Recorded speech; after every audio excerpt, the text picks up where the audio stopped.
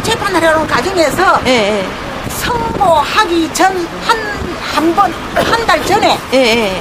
재판장이 바뀌어요. 바뀌어갖고 그 전에 그는 싹 무시돼 버리고 그 이후에 김현장 변호사 사무실에서 홍정호 부부의 패널들은 그럴싸한 정언을 하나 내나 그거에 입각해서 재판을 내리고 끝낸 거예요. 이 사건이.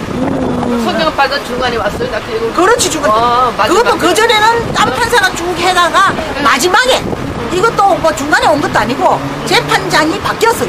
바뀌갖고 한 번 재판 열고는 그냥 김현장 변호사 사무실에서 정언하는 의견서 그냥 그대로 곡으로 갖고 보면 재판 내고 채웠다니까. 그래서 그 변론의 기회라든지 없었어요. 이게 빠졌다 이런 그런 것도 안 해줬다는 거죠? 그 전에 했던 게 전부 다 묵살됐어요. 새로운 판사가 왔다 해서 그러면 안 되잖아요. 예. 재판관 그대로 그 전에 그런 자료들을 바탕으로 해야 되는데. 그렇죠.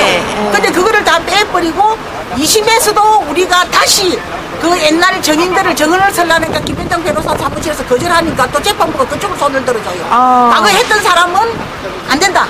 한 건데 그러면 한 거를 안 해주려면 과거에 정인 썼던 사람 자료를 다 훑어서 해야 되는 거 아니에요? 그거를 인정을 해줘야 되는데. 네, 그러니까 이번 재판부에서는 어떻게 하려는지 모르죠. 우리가 하도 억울하니까 우리 개인이 도저히 이 법 쪽에 이런 능력도 없고 진실 하나만 갖고 우리는 싸우는 거지. 그랬는데 능력이 없다 보니 도저히 무시를 당하고 안 되니까 우리가 이 단체에 힘을 빌린 거예요. 시민단체에 도저히 이런 억울한 사항이 있는데 이렇게 우리가 묵살 당하고 이런 피해를 본다. 그러니까 이거를 좀 바로잡아달라.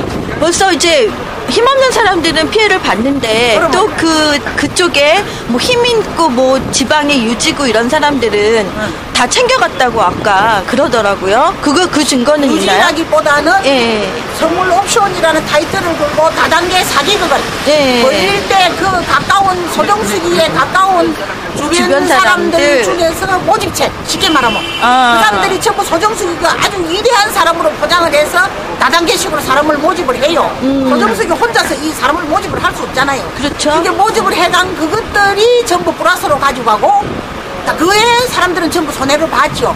거기에서 제일 플러스로 많이 가져간 게 모집책 중에 홍정호 부부예요. 그게 50억을 넘게 플러스로 가지고 가고도 소정수기로 또 지금 가까우니까 우리가. 그리고 이월이라는 홍정호 마누라는 365일 소정수기 사기치는 컴퓨터 앞에 같이 앉아 있었던 여자예요. 그러니까 과거의 소정수기 사건에 우리가 뭘 아무도 모르니까 서로도 피해자들이 누가 누군지도 우리 몰라요. 그랬으니까 그런데 실제 이 사건에 소정수기 사기 사건에 홍정호 부부를 같이 우리가 사기로 고발을 했어야 되는데 우리가 몰랐던 거예요. 근데 마지막에 45억 소정수기를 당사자고 또 유인해간 돈마저도 그런 사실이 없다고 포켓도 집어넣고 지금 꼬리발 내미니까 소정수기가 출소해가지고 그 사실만은 피해자가 많고 하니까 이 돈만은 내놔라 하니까 둘이서 조금 주고 띄우려고 검증하다가 어느 날 돌면하고는 이 그대 변호사 공범을 사가지고 재판에 임하면서 우리를 묵살하고 애면도 안 하는 거예요.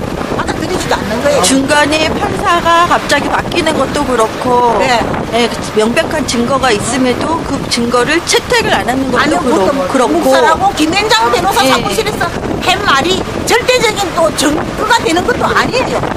단지 홍정호가 선물 옵션이라는 사기극에서 제일 돈을 플러스 50억이 넘게 가져간 사람이 그것도 부도덕한 일인데 거기다가 이 돈이 전부 그 선물 옵션을 해서 돈 가져갔다는 주장 말고는 없어요. 그러면 진짜 선물 옵션으로 가져갔다는 돈으로 사실인가를 밝혀야 되잖아. 그것도 없어요.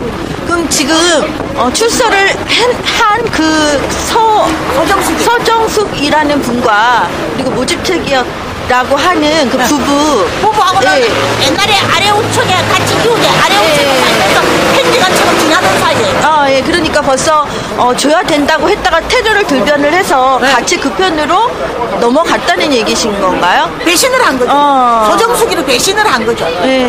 힘없고 돈도 없고 아무것도 없으니까 배신했고 그 땅 땅만 믿고서 그거를 이제 돌려받을 생각으로 그동안 참으셨다고 하던데 이제 그 땅을 안 그 전에 내준 예. 해무소 들어가가지고 영수증 하나 받아놓지 돈을 그냥 줬기 때문에 땅은 있기 때문에 내내 하면 오라고 그렇게 사정을 해도 그렇게 가까워갖고 50억이나 지한테 플러스로 해가지고 있으면 해무소를 노다지 가서 대접을 해야 되는 거 아니에요?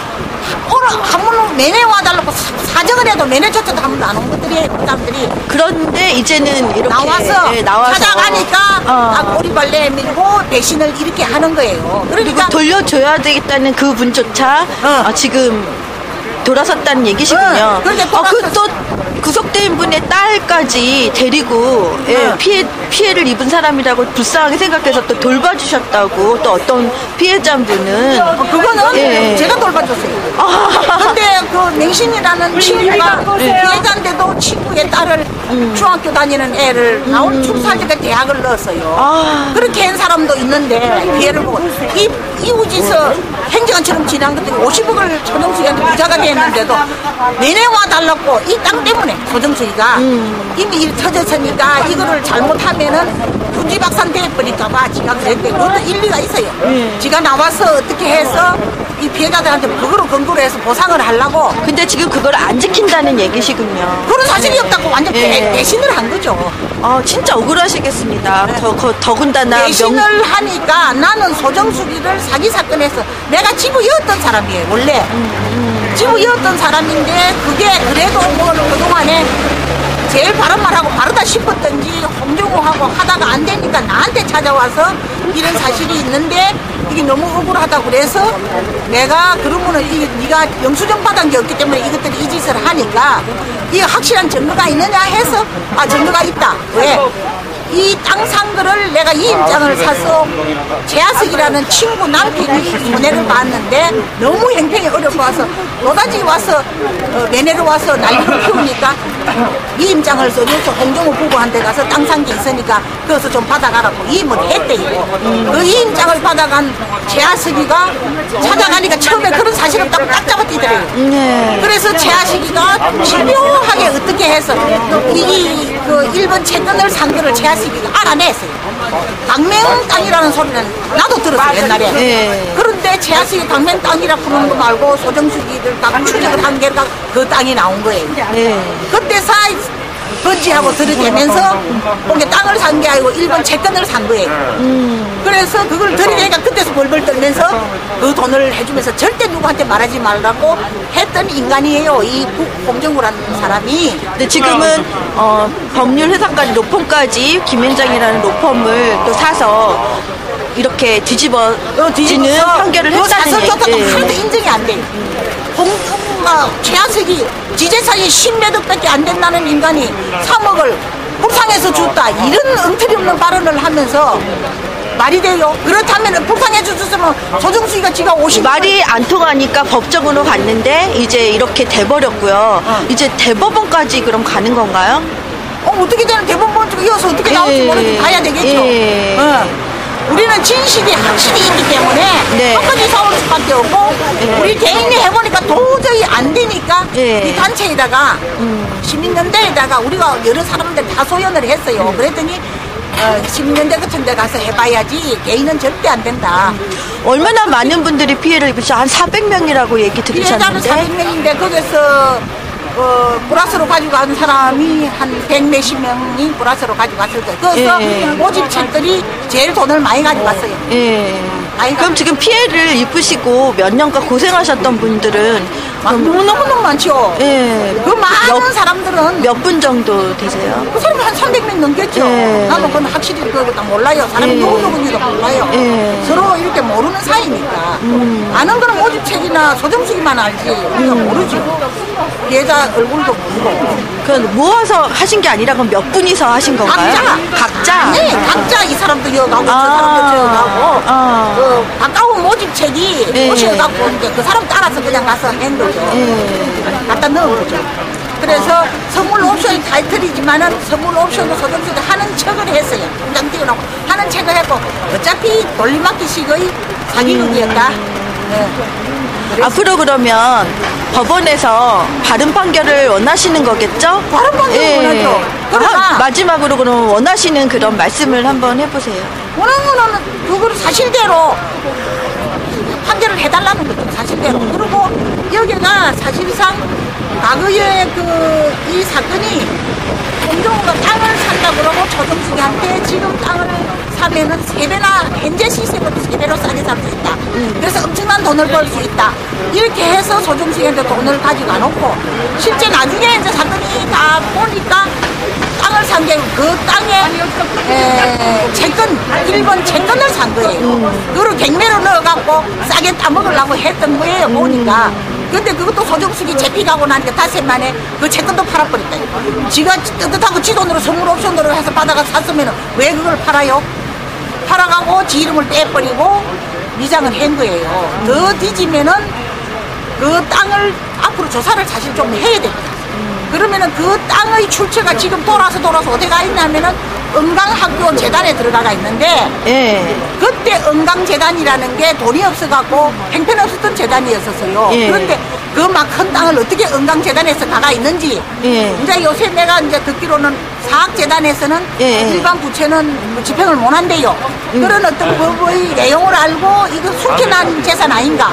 우리가 이렇게도 의심을 지금 하고 있지만은 누가 그거를 밝혀주는 사람이 없잖아요. 그래서 우리가 고민을 하고 있어요, 지금.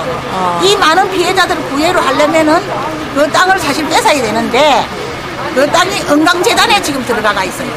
다른 곳에 재단에 가 있어요. 그게가 은강이 그 땅을 할 때 이 홍정호가 땅을 사자고 조정숙이 유인할 당시에 그 산미사라는 그때 옛날에 회사가 기업이 있었는데 산미사가 그때 부도가 나갔고 그 산미사 땅이었었어요. 근데 그 산미사 사장이라는 월급쟁이 사장이겠죠.